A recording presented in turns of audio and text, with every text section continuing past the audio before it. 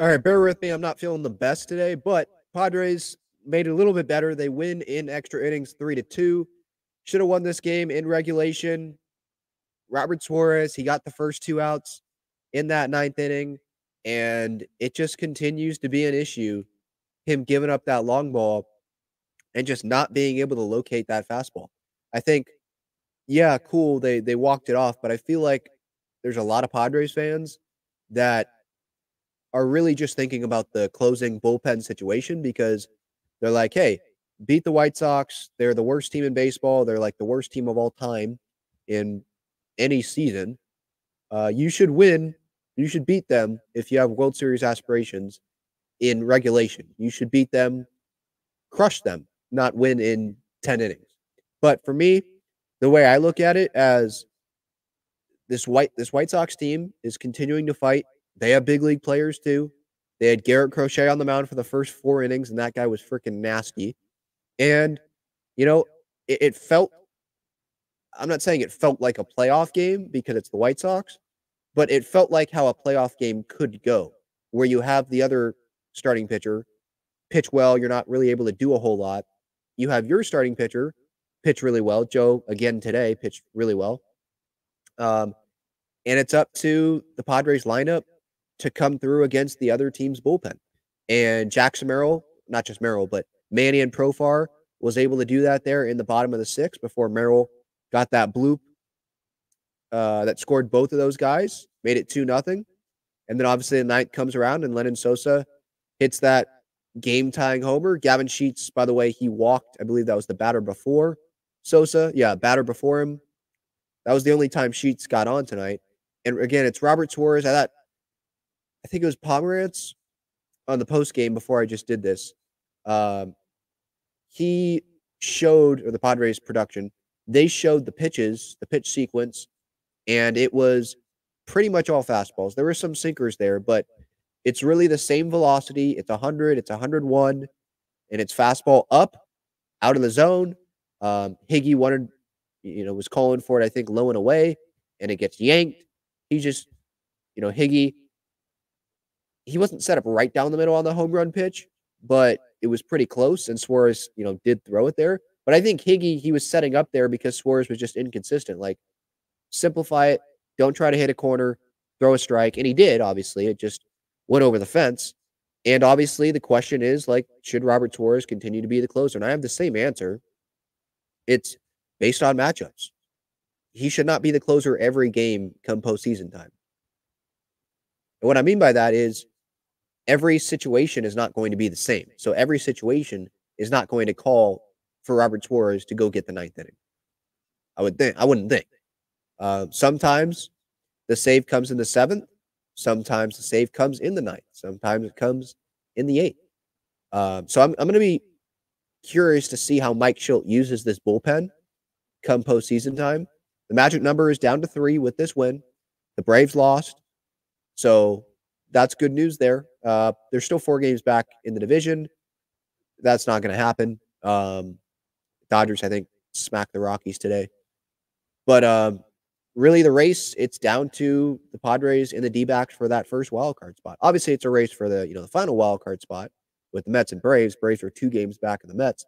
But for us, 2-game advantage the Padres have over the D-backs. But obviously, there's those 3 games there that are coming up at the end of the year. And think about this. The Padres and D-backs could play 6 games in a row against each other because they end the season against them. And then right now, that's the postseason matchup.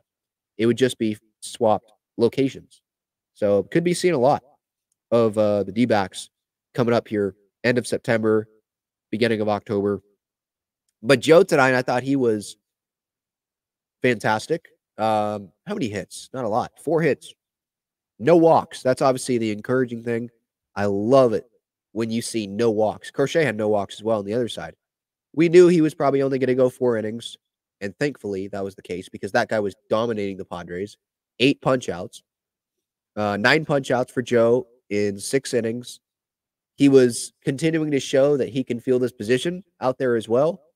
And there is no way Joe Musgrove isn't starting a postseason game in the wild card series, right?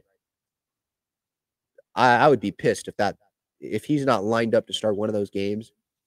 And we'll see if it's going to be Cease, Musgrove, Darvish, or does King get in there and one of the others doesn't start one of those 3 games, or is in line to pitch one of those 3 games. Hopefully, it only is going to be 2 games, just 2 games at Petco. Padres win it and move on, because that could help them more in the DS, with the better pitching matchups.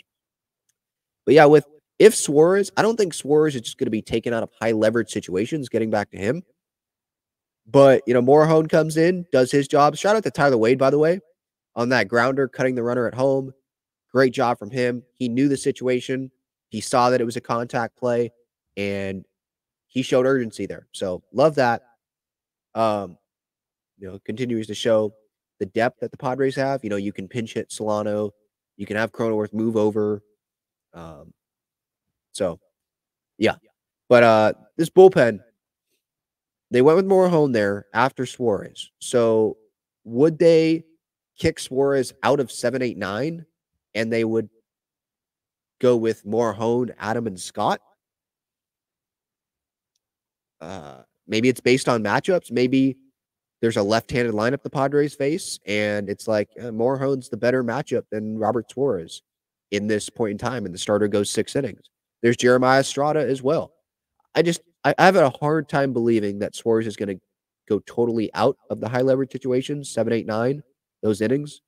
Obviously, in the postseason, every inning, every out is high leverage. I don't care what the score is. It just is. It may not say it, statistically, but every out freaking matters. But, really, anyone that says, like, oh, get a new pitch, throw the changeup, like, it feels like this is who Suarez is. We know he throws 100.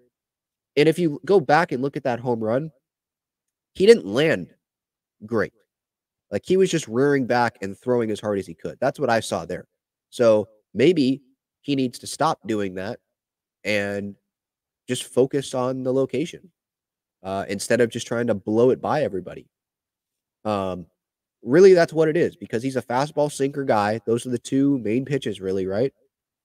And so if he commands it, he's going to have success. But if he doesn't, then we could see the Padres getting walked off in the postseason, and they've got to avoid that. That especially when you have like a game today where, again, like, it's the White Sox, so I'm not saying it was a postseason game, like the Astros when they came this past weekend, but just you had a good starting pitching performance. You got to find a way to get to the bullpen with another good starter on the other side. You did that. You have a lead. You're an out away. Everyone else did their job. You've got to be able to close those. Because if you don't, those are obviously going to end up biting you in the butt. You're not going to go make it to the World Series. You're not going to go win the World Series. So that's obviously the big talking point. We'll see what Schultz says post-game. Other than Suarez, like, overall, I was encouraged by what I saw. Sure, of course, you want to see the Padres win 7-0 against the White Sox when it's the freaking White Sox.